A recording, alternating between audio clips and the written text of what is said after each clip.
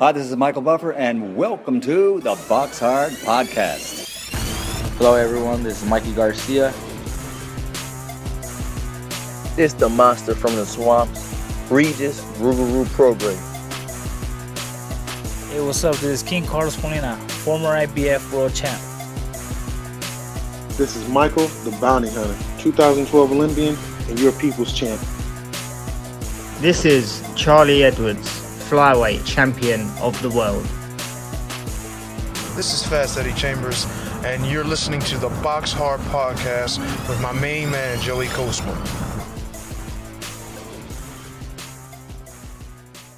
Hello everybody and welcome to episode 475 of the BoxHard Podcast. I'm your host Joey Coastman.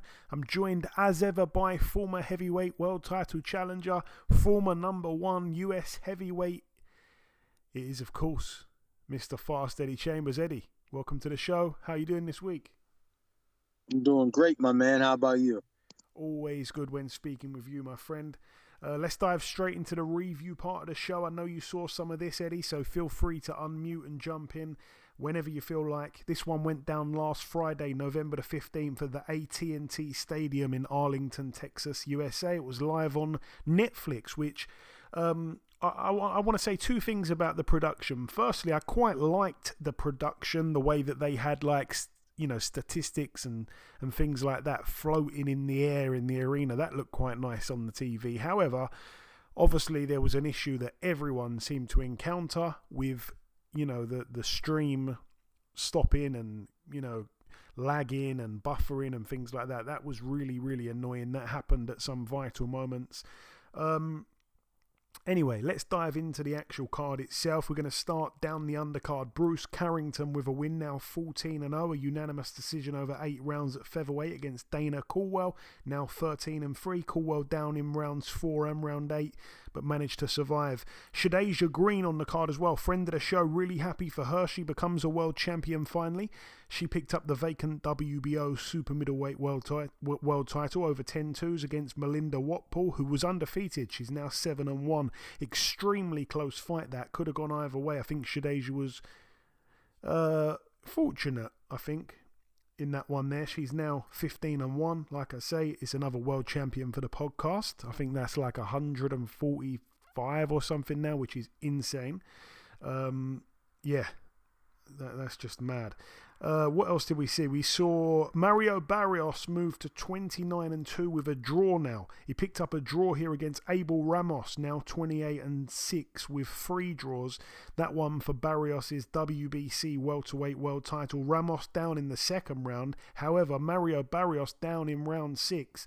I said on last week's show, Eddie, I said Abel Ramos, he's very able.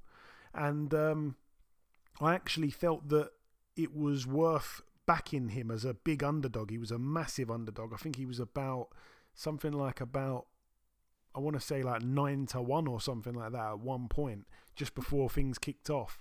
And like I say, it was a really, really hard task for Mario Barrios. Obviously, again, I forgot to mention it on last week's show, but Abel Ramos kind of basically retired Omar Figueroa, who is now the brother-in-law of Mario Barrios. Of course, Mario Barrios ended up marrying and having a kid with Omar and Brandon Figueroa's sister. We'll be talking to Brandon Figueroa, by the way, later on in the show. But Abel has proven to be a real problem for Mario Barrios and Omar Figueroa now. Yeah, I've seen him before, Abel Ramos. But I couldn't put my finger on which fight and who he fought. Could have been Omar Figueroa, I think, possibly. He's got a brother. He's got a brother called Jesus Ramos, who you might be confusing him with. He's the guy that I want to say beat. What's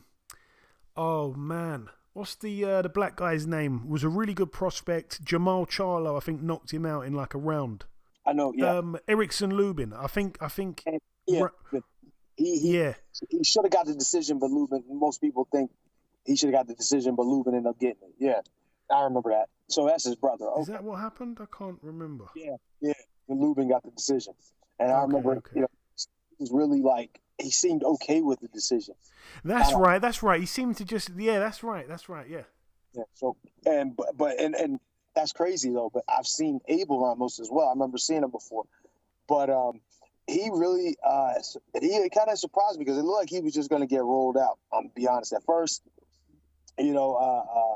Barrios came out pretty strong, boxing, doing some things, and he caught him, with the quick flash when early on. I think it was a flash. Did he caught him? Well, it should have been knocked. Conor doesn't knock down, but it didn't because his glove touched the mat. Got caught with a good right hand.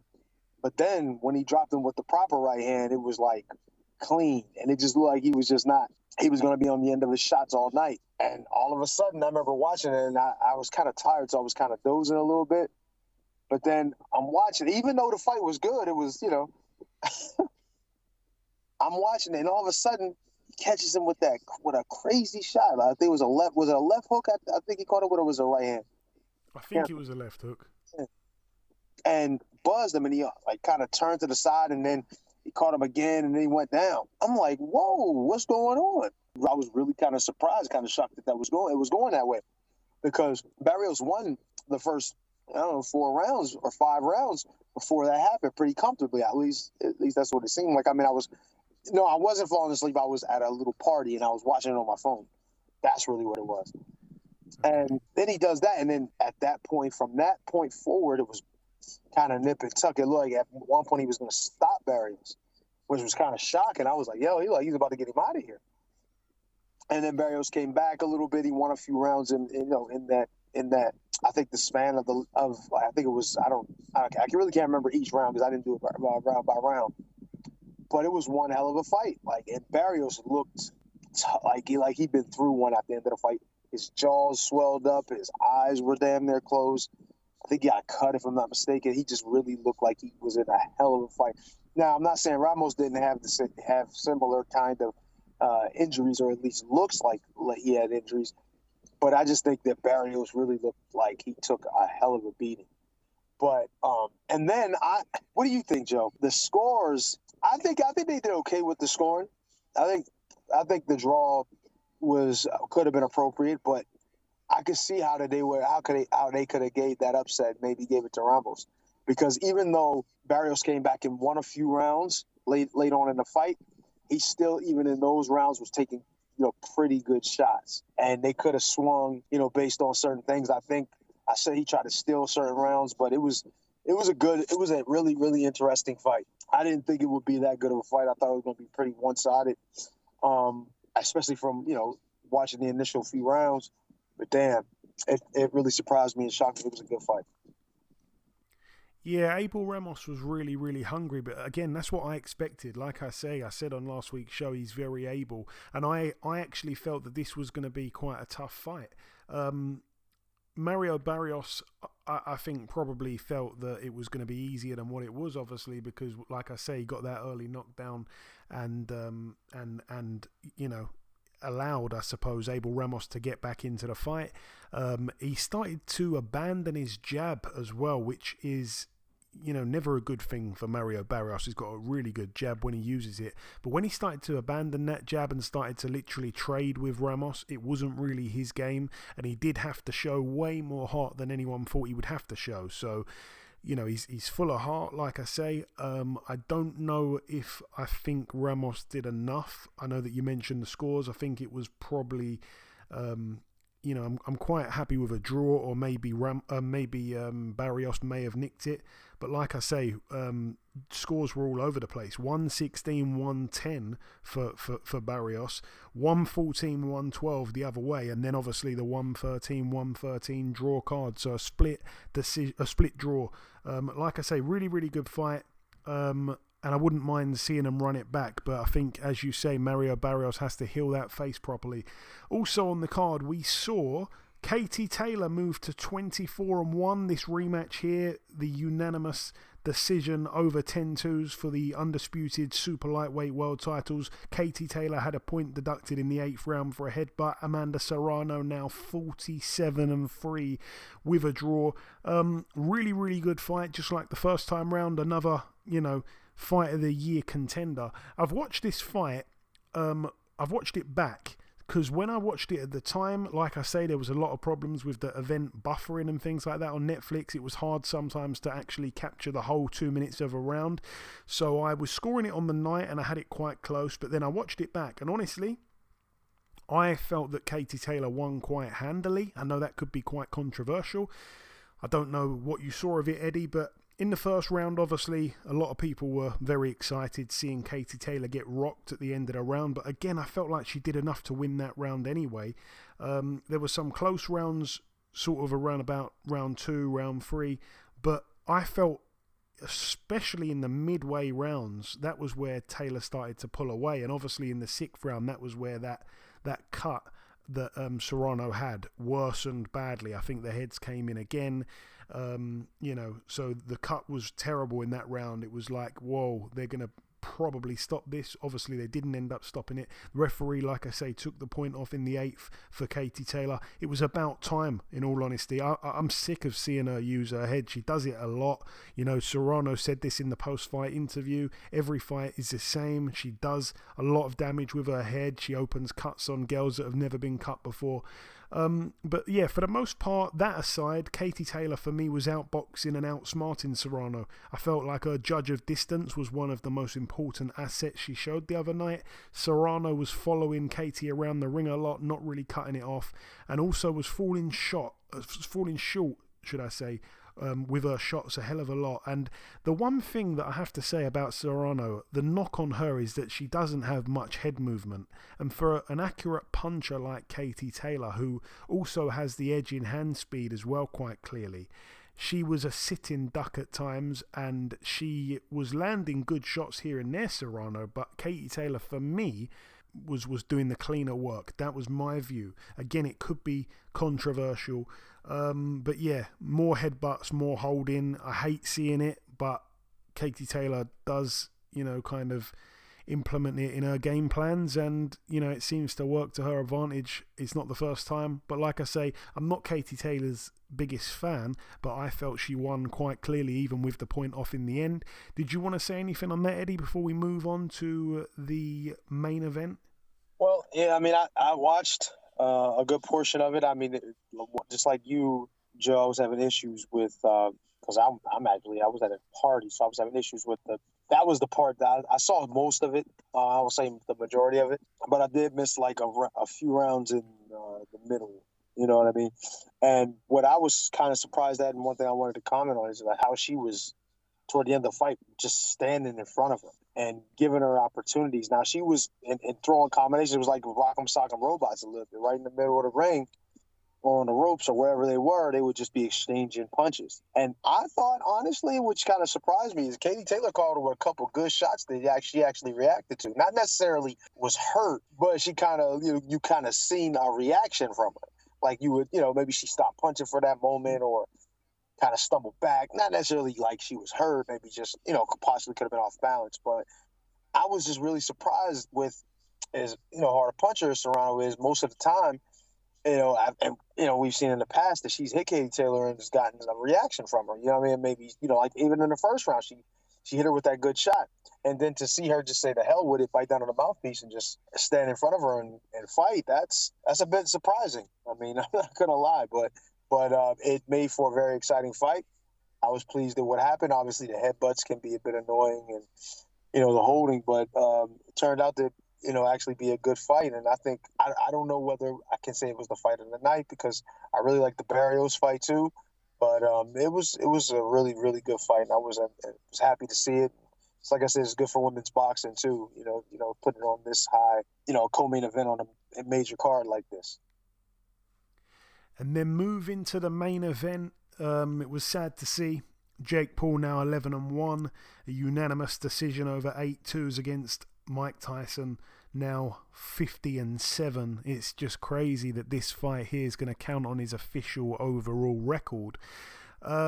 We didn't know what to expect fully from Mike Tyson, Eddie. I think we'd all seen the little promo clips of him throwing these combinations and things like that on the pads, where he seems to in my opinion, fall over his front foot and just kind of, get held up by the pad man. He's like falling in with these shots he's trying to throw. But still, it makes for good viewing. It makes for good content, good promo clips. Like I say, I think they've probably been edited in some cases and things like that. But it was clear to see after about 30 seconds that he looked all of his age, Mike Tyson. He wasn't able to have one good round. Like some people were kind of saying, if he doesn't stop him in the first or second round, then he is probably going to end up losing the fight.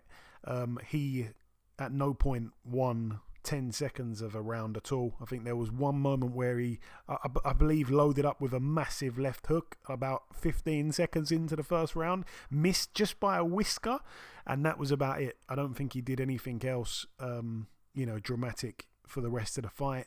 Like I say, it was sad to see. He looked awful for his age. I know he's 58, and we have to kind of not forget, he's not obviously Mike Tyson from many moons ago, but even for 58, I felt he was terrible on his feet. I know he's had foot problems and stuff, I believe, but like, my dad is older than him, and my dad has got better footwork than Mike Tyson showed the other day, and he's never boxed a day in his life. I was really surprised how slow he was, and just, how fragile he looked in the ring. One thing we did see as well, Eddie, I don't know if you saw this, it was between the buffering and things, but when he was in the dressing room, I'm sure you've seen that clip, boy. Yo, that is crazy. I was like, wait, why? What for? What would the cameraman even keep that shit rolling? That's that. I mean, I guess he couldn't have expected. Well, maybe he turned around. Bro, I would have turned. I'm just sorry. But now, I guess they would say, okay, get that. Because it's been on everybody's talking about his ass now. Like, that's crazy. He talk about Mike and his ass. Like, hey, yo, come on, man. Like, leave Mike alone. He really years showed old. his He ass. tried. You know what I mean? And then that's that. He don't wear socks and underwear and shit under his truck. Bro, you're here with that shit. That's not for me. I'm not gonna be on TV with my ass out. Not happy. But I don't know, man, about this whole event. Honestly, with him and Mike. One thing I will say is that at any point, and I think this is obvious. We all know this. At any point, Jake Paul could have gone in there and ended the fight. You know what I mean? He could have went in there and been a jerk off and just took Mike Tyson completely out. I don't think Mike had.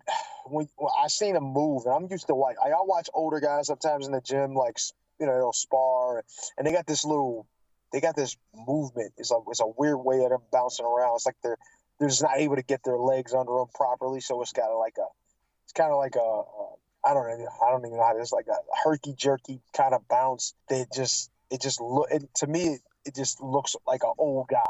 You're really throwing Gary under the bus. No. Actually, it's funny enough, but Gary and Kurt actually are fresher. Well, I'll say Kurt more so than Gary. Gary doesn't really get up off his feet much, but Kurt is 64, I think, right now, or 63. I could be wrong, something like that. Maybe 65. Shit, I wouldn't be surprised. But anyway, if you seen him, he'd be on his toes. You'd be like, damn, he actually looked good on his toes. So, I mean, he had that. I'll say it like this. It was like an older fighter that used to be great, and they had great footwork, and then there's trying to do it as an older man, and it's just like stiff, and it looks almost. It just doesn't look legit. It looks like they should stop. Like, it just looked like they should stop trying to use their legs and just walk around the ring. And that's what I saw with Mike. He tried to make those quick shifts and stuff like that. And you could even see him trying to get his legs going. And he just couldn't get them going. You see, he had the knee wrap on, probably had all kind of Bengay on it. You know what I mean? No, I'm not trying to throw shade, but you could tell his legs weren't where they needed to be. And in those clips we saw, he looked kind of fresh doing it. But remember, that's 10 seconds. That's a 10-second clip of him throwing punches. Don't necessarily mean he's going to be able to do that shit when it's fight time, let alone going through a long camp. So it was just really unfortunate. I'm just grateful that Jake Paul didn't go out and hurt him, because he could have definitely went out there and just hurt him, took him apart. and it would have just been really sad for a lot of people. So credit to Jake Paul for, being respectful to his elders and not taking advantage as he could have and doing it. But then look, 60 million buys, I think it was. Everybody was fooled by that whole thing. So, as bad as people are, talking about how the fight wasn't this and the fight wasn't that. If there was another great fighter like a Mike Tyson and another YouTuber like Jake Paul was going to come up and try to sell us on a hell of a fight again, we buy it again. We would absolutely buy it again. So I don't want to hear, oh, Jake Paul, he's not this, he's not that. Look how many eyes were on fighters for this event. As bad as the main event was, look how many people watched it. You know what I'm saying? So that has to be good for boxing. It has to be good for boxing. It has to be good for people watching.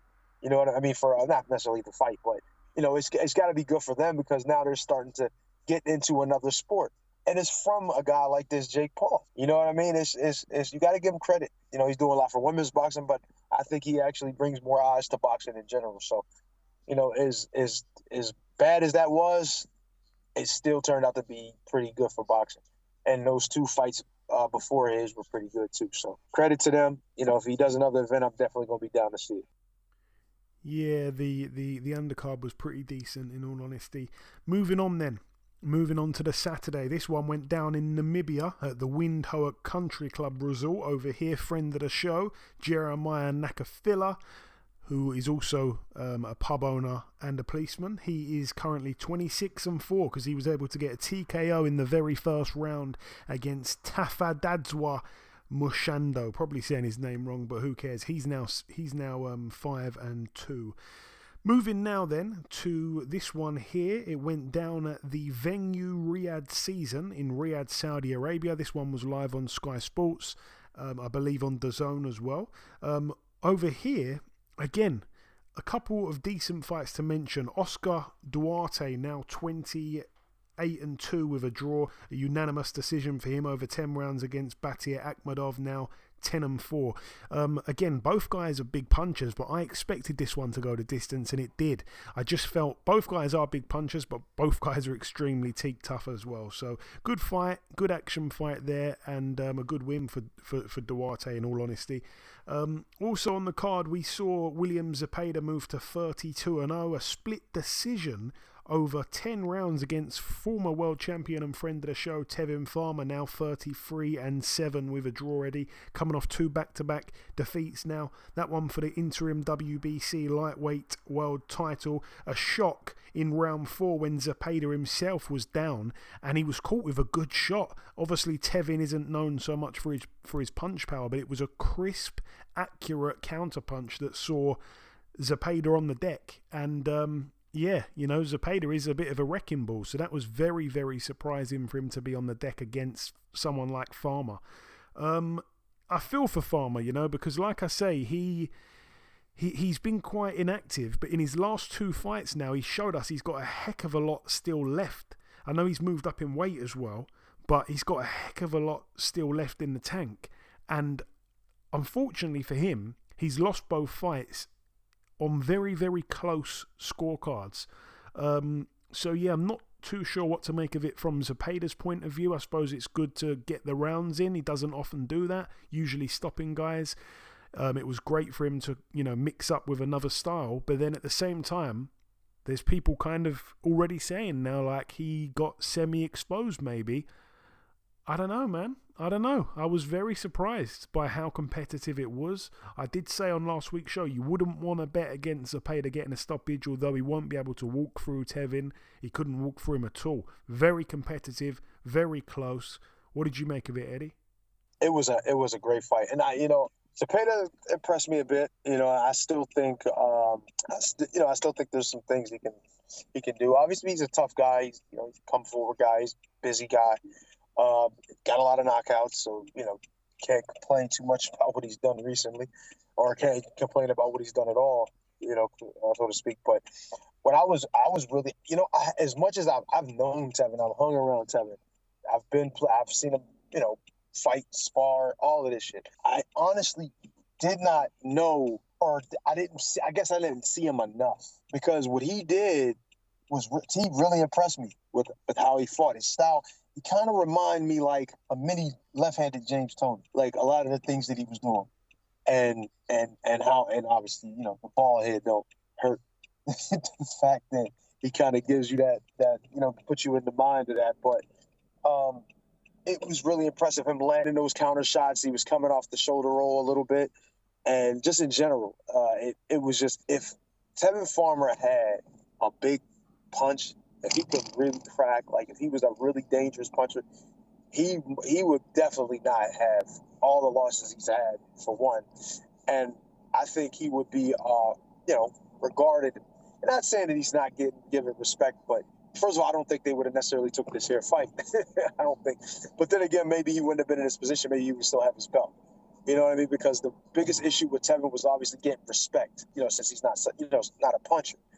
But his accuracy, in most cases, and his ability to get those shots off and to go from defense to offense is pretty impressive. I really like what I saw from him. And obviously, you know, the fight was extremely close. And I actually gave it to Zepeda, you know, by a round. I was talking to Ant, me and Ant was watching at the same time. And I actually gave it to Zepeda by, I think it was by 1 round. Or 1 point, actually. Not 1 round, 1 point, because of knockdown. I said Tevin would have got one of those other rounds, possibly would have got it. And sure enough, that it turned out to be razor thin, razor close. So, yeah, you know, shout out to both guys for having to, you know, putting on such a great performance. But I was really impressed with both guys, but definitely was impressed with Tevin, especially, you know, his hasn't had the most success as of late in his career. So yeah, looking forward to maybe seeing him again if he decides to keep going. And I really think he should, because, like I said, he showed out pretty well and gave us a hell of a run. Yeah, he really did. You know, if you don't get stopped by Zepeda, then, you know, you've certainly got something left in the tank. Like I say, I think he's still more than capable. I think lightweight seems to be a good weight for him, and there's obviously lots and lots of fights that can be made there. It's still a juicy division. There's still, I'm sure, people out there that are going to fancy their chances with him being a former champion. He's got a bit of a name. So he adds a bit of value there, and like I say, he will be able to still beat top fighters, in my opinion, certainly based off that the other night. All the best to him. Moving up the card once again. By the way, just before actually we move on to that, William Zepeda was a 1-20 favourite, so you got to bet $20 just to win 1. That's how sure the bookies were, and they were very, very nearly, wrong. Moving up the card once again, Jose Ramirez now 29-2, a unanimous decision loss to Arnold Barboza Jr. Arnold Barboza Jr. wins. He's now 31-0. It was over 10 rounds. Again, on last week's show, I said that it's worth backing Arnold Barboza Jr. to win this fight. I said it. I called it. He was 3-1 to win by decision. That is the bet that I placed in my boxing betting group. We all won with that one there. We had a good week with the bets. So yeah, like I say, a 3-1 underdog. I just felt that Ramirez's his inactivity, I should say, coupled with Barboza wanting that fight for a long, long time. At this point in his career, he's probably the hungrier fighter. And I said, if he shows up, he can win this fight. No one actually called it apart from me. I don't want to sort of bang the drum or pat myself on the back too much there, but not many people gave him a chance at all. And everyone was really shocked, saying how shot Ramirez looked, how flat-footed he looked as well. I was not surprised. I really wasn't. I haven't been too impressed with Ramirez for quite a while now. Also on the card for the WBO minimum weight world title, Oscar Collazo with a TKO in the 7th against Famanoon Neomtrong, now 25-1. He loses his Collazo, like I say, 11-0 now. Successful defense there for him. Neomtrong down in round 6 and twice in the 7th and final round. And the main event, Gilberto Ramirez now 47-1, a unanimous decision over 12 rounds against Chris Billam-Smith, now 20-2. That one for the WBO and WBA cruiserweight world titles, a unification there. Billam-Smith cut on his left eye. Again, I said on last week's show, once again, like I say, I was so confident in Zurdo Ramirez. I said I'm putting him in every single bet I place. There's no way he's going to lose to Chris Billam-Smith, and obviously it went pretty much how I predicted it to have gone. He dominated the fight from very early on, and at no point did he look like he was going to, give up his lead. Anyway, getting into the fight. The first round I gave to Chris Billam-Smith. That was a good start for him. But then after that, I gave round 2, round 3 to Ramirez. I felt it was a really good fight early on, by the way. There was lots of back and forth and stuff like that. Both men were landing with big shots and they were taking the shots well. It was an exciting opening few rounds. The fourth round was a little bit of a turning point. It was a big round for Zurdo in the fourth. Chris Billam-Smith kept walking into big power shots. Zurdo as well. It's funny because obviously we've seen him move up from super middle, so he's a little bit fleshy at the weight. Chris Billam-Smith, he's big, looks much stronger, but for me looked quite stiff in comparison, a little bit stiff, a little bit robotic if you like even.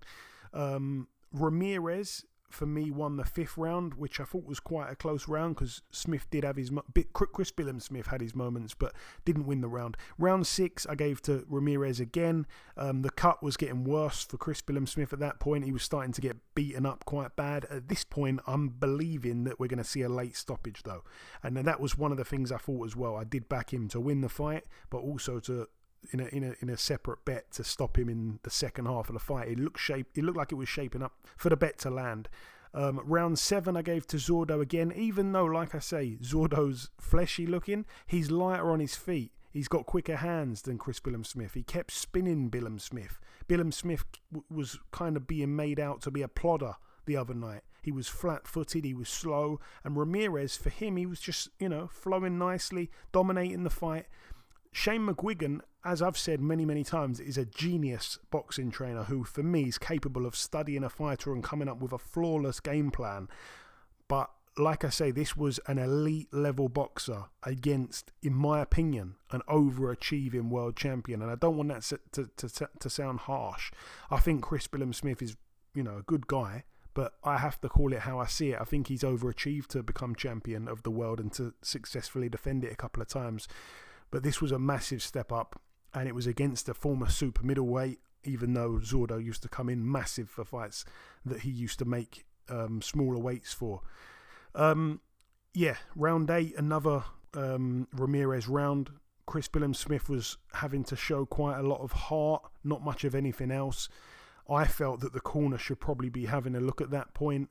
Ramirez won the 9th round as well on my card, so at this point I gave Chris Billam-Smith the first round, but then the next 8 rounds in a row to Ramirez.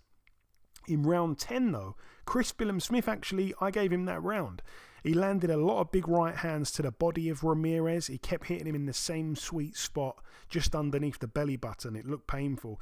And they did seem to bother Ramirez. It was a good comeback round for Chris Billam-Smith, but for me was, too little too late. Round 11, again, I may have been being a little bit generous, but I gave that round to Chris Billam-Smith as well. I felt like he maybe found a second wind of some kind at that point. And then the 12th round, it was a close round. Could have gone either way, really. Chris Billam-Smith, though, left it all in the ring. Ramirez was tired late on in the fight. Like I say, arguably lost the last 3 rounds, but did enough on my card easily. So I'm happy with 9-3 or 8-4. That would be what my card would have been. 9-3 or 8-4, depending on how you scored that final 12th round. But yeah, like I say, I predicted that. I expected that. I didn't think that Ramirez would have many issues, and it turned out he didn't. And he dominated the fight. But yeah, I give massive credit to Chris Billam-Smith. He did not stop trying, regardless of how bad he was getting hit, how bad his cut was getting. He did not, at any point, stop trying. So massive credit to him. Absolutely. I'm happy, with what he's achieved so far in his career. There's some people calling for him to retire based off of that. That's for him to obviously make his own decision on. But really, really good showing in defeat. Managed to somehow make it the full distance. Not many people do that against Ramirez. And if he does decide to fight on, then that's down to him. But he's brought Bournemouth some fantastic morale, I would say.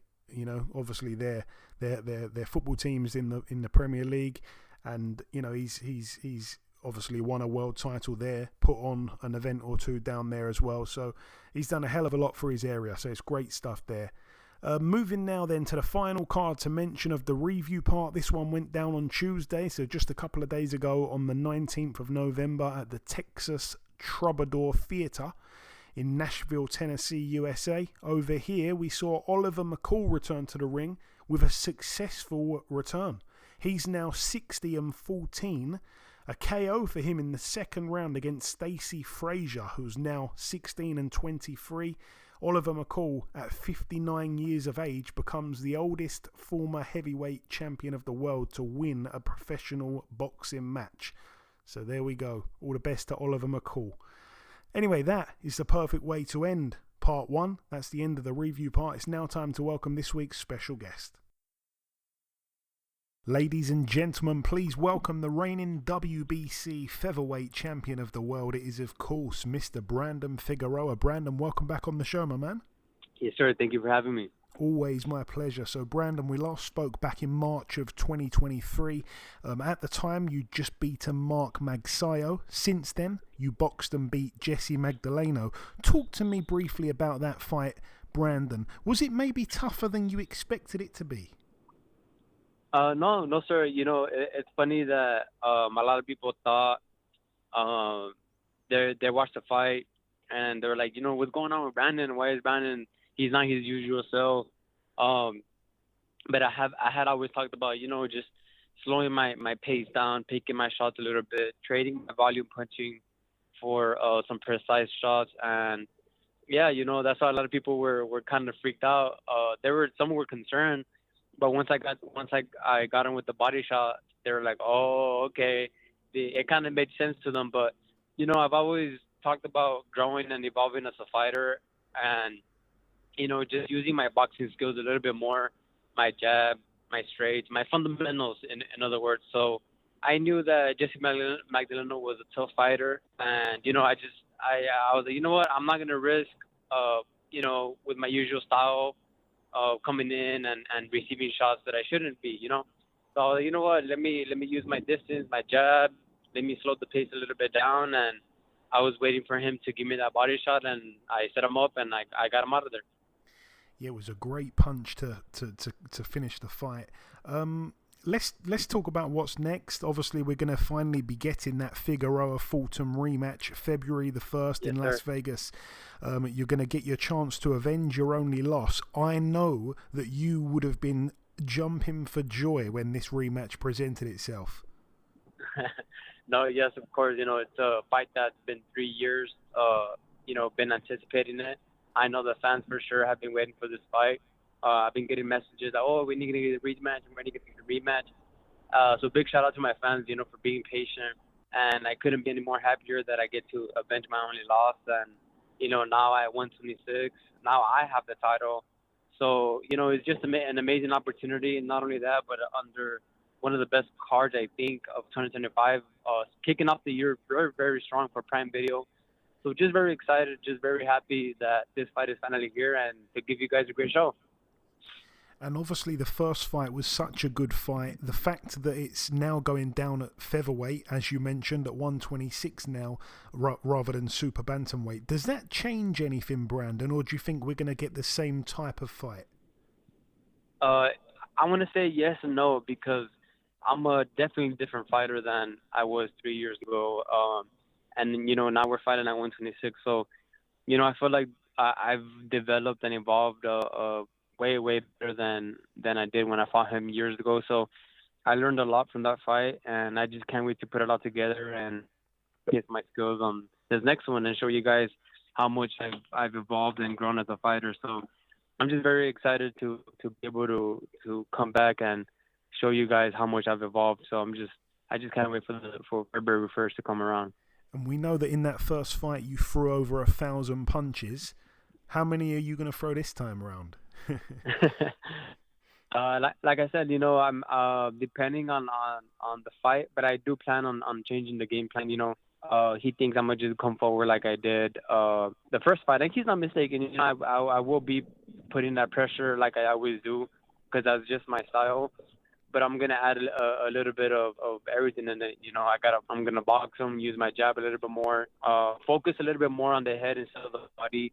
Just tweak some adjustments and tweak a little bit around the game plan. But definitely, we're gonna be very prepared, and it's gonna be exciting. It's gonna be action packed as always. And yeah, so you guys are gonna get a hell of a fight. So. I know he's going to come prepared. I'm going to come prepared. And, we're going to give it another shot and, maybe another fight of the year candidate. And also, Fulton lost, obviously, to Inoue, as we know. Then he scraped a win a few weeks back against Carlos Castro, your former opponent, a man that you stopped in 6 rounds. Fulton arguably lost that fight. What did you make of that? I'm assuming you must have watched it, Brandon. Yeah, of course. It was a close fight. Obviously, Carlos Castro isn't gonna. Obviously he won the fight, but yeah, like I said in the press conference yesterday, I told him that you struggled with a man that I got out of there in 6 rounds, and to him it was like a win is a win. I mean, yeah, a win is a win, but it depends on how you win. Also, with that being said, Carlos Castro is a strong fighter, but like I said, I got him out of there in 6 rounds. Stephen Fulton struggled with him, and I feel like I'm a whole different animal other than Carlos Castro, and I feel like he thinks that it's going to be the same outcome as the first fight. But like I said, we have a game plan, and I feel like this fight is going to be very, very more difficult for him to even try to beat me. So I'm just very excited, and I just can't wait to go out there and showcase my skills. And not only that, but I want to win convincingly. Not only win by a slight margin. No, I want to win convincingly and avenge my loss. Does that mean a stoppage or just more dominating? Stoppage, dominating. I just want to make a statement. Make a statement that I'm the best 126 pounder in my division, and call out the champions after if everything goes well that night. I don't look past Stephen Fulton, and that's why we're here in Vegas. We've been in Vegas training for this fight because we know that this fight it's very important. And not only that, but if everything goes well, I get to challenge or maybe even have a chance to fight Inoue for the 126-pound division. So I'm just happy about that as well. And also, since we last spoke, Luis Alberto Lopez as well lost the belt to Angelo Leo. I don't know if politically it'll be an easy fight to make, but that's probably a unification that you'd want a piece of, I'm guessing. Let me talk to you about the weekend as well, Brandon. The weekend just gone. Your brother-in-law Mario Barrios boxed on the weekend. He boxed your brother Omar's former opponent, Abel Ramos. What a fight the other night, though. Can I get your reaction to their draw? Yeah, yes, sir. Of course, it was a close fight. I'm just happy that Barrios came out healthy, and that he still retained the belt, so he's considered the champion. And it was a tough fight. Abel Ramos ain't no pushover. He's a veteran for a reason, and he's also a dangerous fighter. So yeah, it was a well fight. I know the fans there at the Mike Tyson, Jake Paul venue, they enjoyed it, and they also enjoyed the Katie Taylor Serrano. So it was a good night of boxing, and like I said, I'm just happy that Mario came out healthy. And what was your reaction to the main event as well? It was a little bit sad maybe to see a living legend kind of go out like that in a way. No, yes, of course. As a boxer, you always have that demeanor to win. You always want to win, and especially when you devote your life to the sport. But, I'm just happy that like I said, Mike Tyson came out healthy, and, he got paid. I'm happy for that. I'm happy that he still managed to walk away healthy and managed to walk away with some money. And then my last question for you, Brandon. The main event of your card, obviously, you mentioned it. It's a great card, that main event. Benavidez, David Morrell. Wow, what a fight. How do you see that one going?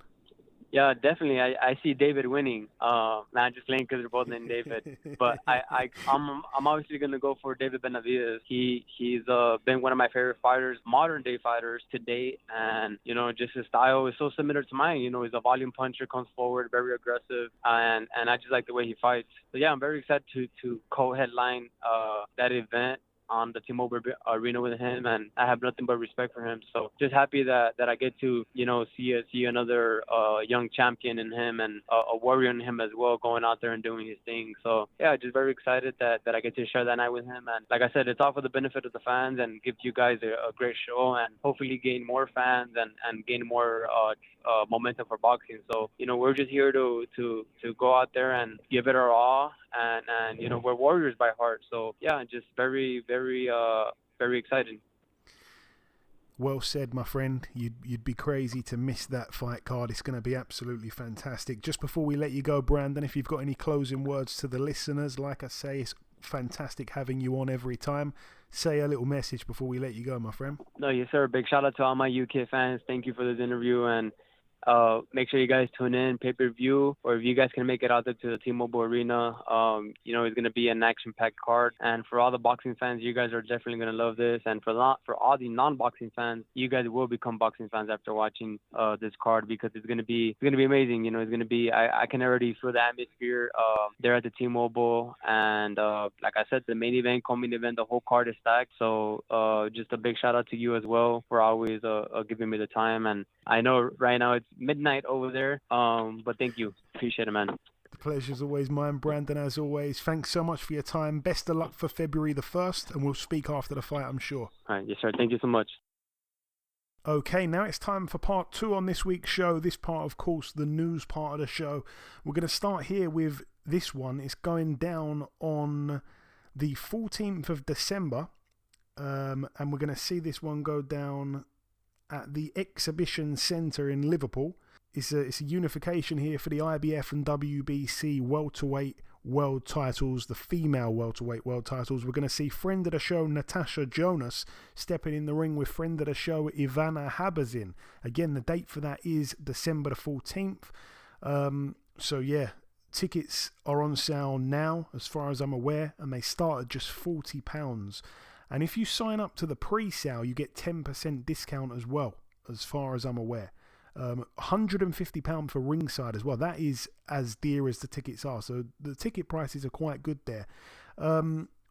Yeah, so all the best to both ladies there. On the undercard as well, we're going to be seeing Lauren Price make her first world title defense.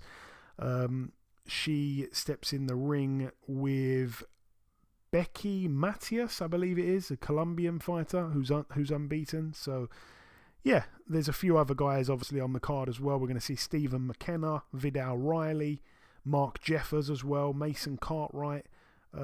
So yeah, a few other people on the card there. Moving on now then to the preview part of the show. There's really not too much at all to mention this weekend, but this one goes down tomorrow, Friday the 22nd, at the Walker Activity Dome in Newcastle. This one's going to be live on Channel 5. Over here, we're going to see Cyrus Pattinson returning to the ring. First time since he lost, a shock upset loss to Conor Walker. He's currently 6-1. He's back in a 6-rounder here against Andrei Antonov, who's 4-3 with 2 draws. We're also going to see on this card last week's guest, Jahan Ingram, 5-0 with 4 KOs. He steps in with Jonatas Oliveira, who is 6-15. Jahan, of course, wants to stop Oliveira, who's only been stopped twice in his 15 losses, both times by body shots. Also on the card as well, friend of the show, Harlem Eubank, back in action here. He's 19-0. He steps in with Nurali Erdogan, who's 16-3. Only one of his entire 19 pro fights has ended within the distance, so he's a good boxer, not known at all for his punch power, and quite tough by all accounts. So Harlem Eubank, it'll be his job to prove that he's a much better fighter than Erdogan, which I think he is, and he'll look to try and get the stoppage, I'd have thought. Harlem Eubank, though, has been a bit inactive as well. It's been over a year since we last saw him in a ring. And then moving now to Mexico, this one goes down in Zapopan. We have friend of the show, Keith Hunter, Michael Hunter's younger brother. He's 15-2. He's back in a 6-rounder at lightweight against Lucio Flores, who's 6-2 with a draw. All the best there to Keith. Moving now to the Hideout in Farnworth, Lancashire, United Kingdom. This one goes down on Saturday as well. This is a 10-rounder here at light heavyweight. We're going to see friend of the show Bradley Ray, 19-1, stepping in with Adam Heppel, who's 4-1. All the best there to Brad. And then finally, this one goes down at the Champion Boxing Gym in Jonesboro, or whatever it is, a place in Georgia. Over here, we're going to see friend of the show, good friend of mine, Hassim Rahman Jr., 13-2. He's back here in a 4-rounder at heavyweight against Del Long, who's 7-13 with 2 draws. I'd like to see Hassim get a nice win here. Obviously, his career's been so stop-start and all the rest of it, but I want to see him back to doing well and in fair fights where he's not getting in with guys that weigh almost 100 pounds heavier than him, or I think actually one guy did weigh 100 pounds more than him. So all the best to him and the rest of the guys. That then brings the preview part to a close. In part 1 we did the review part, then we welcomed our special guest. In part 2 we did the news and the preview part. The final thing for me to do is to come in with the outro, which I'll do in just a few seconds. Okay, and this wraps up episode 475 of the BoxHard Podcast. I've been your host, Joey Coastman. Eddie Chambers has been with me for the duration of the show. A massive shout out to this week's special guest, the reigning WBC Featherweight World Champion, Mr. Brandon Figueroa, one of the good guys in boxing. The biggest thanks of all, though, goes out to you, the listeners. I do just want to apologise for some of the poor audio quality. I was met with some audio issues, some technical issues this week, unfortunately, especially when Eddie was talking and when Brandon was talking. Not so much on my end, but it was still a bit choppy. So like I say, we had some technical difficulties there, so I do just want to apologise to anyone that may have affected. I hope that everything was listenable and the rest of the show was okay, and hopefully you didn't even notice it. But anyway, that is about all from myself. Like I say, I want to thank you all again. That's about all, and we'll see you all again same time next week.